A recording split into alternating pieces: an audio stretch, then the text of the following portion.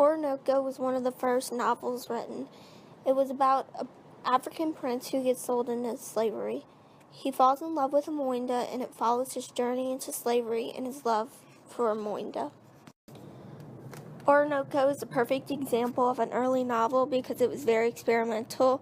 Throughout the novel, there was many genres that could fit into the novel. To me, at the beginning, I thought it was more of a romantic genre because it showed the passion and love Oroonoko had for Amoinda in the beginning of their journey of love. The rest stood out to me as a travel narrative because the narrator wrote about Oroonoko's journey through slavery through the narrator's point of view and described all that happened through her point of view and what she thought was fit. Another thing many authors at the time experimented with is the topics that they wrote about. They experimented with writing about controversial issues. This novel is about slavery, which was a very controversial issue at the time, so it fit the description of experimenting with many topics. Not gonna lie, in the beginning, I read it really last minute, and I even read some the day it was due, but I understood it for the most part. It reminded me of when I read Romeo and Juliet freshman year with all the forbidden love between Oroonoko and Amoinda and how the passion and the love that they felt for each other, and I just really enjoyed it. But as time went on and as each homework assignment was due, it got more and more confusing, and so I had to change my ways because I couldn't just, get by with reading the novel the day before it was due and expect to really understand it.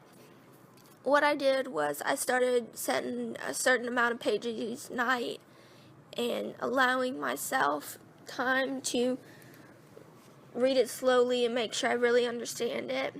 For the most part, I read for plot, but if I saw an allusion or any poetic device, I underlined it, of course, but I wasn't mainly looking for poetic devices. When I didn't understand something, I looked up words, or I just, tried to figure it out, which I didn't do in the beginning because I did it so last minute I didn't have time to do it. Overall, my reading just got better throughout each homework assignment, and I felt like I got a good grasp by the end of what the novel really was about. And when he died, I thought I really got a good understanding of it and grasp of it. Through the emotional perspective lenses, we see that Oroonoko's emotions drive him to do things. In the beginning, we see that his love and passion for Amoinda gets them into some big trouble, which ultimately leads them into slavery. His sadness and anger for being a slave led him to lead a revolt, which ultimately led to his death.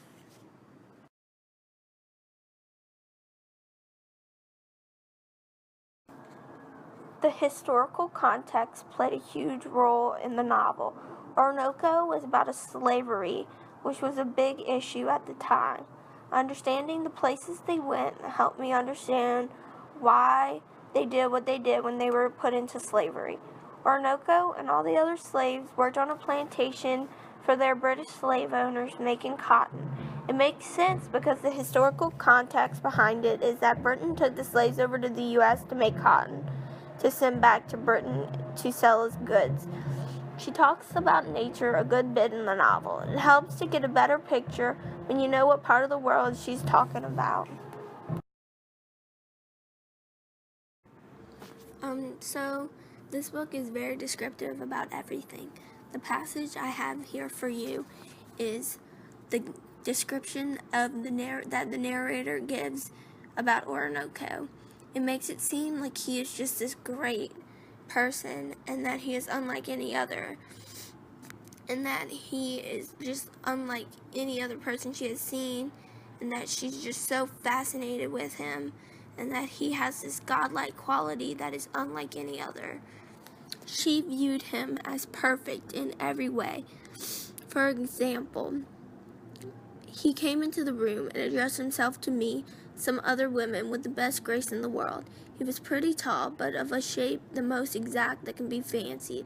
The most famous statuary could not form the figure of a man more admirably turned from head to foot.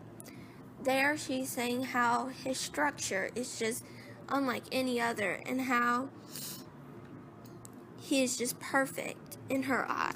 She even described his nose and saying how perfect his nose was. She said his nose was rising and Roman instead of African and flat.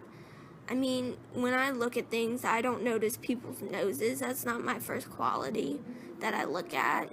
And see, here you get a little bit of the description between black and white, and how the class structure is just so different between the blacks and the whites. And that's a constant theme throughout the novel, is the classification.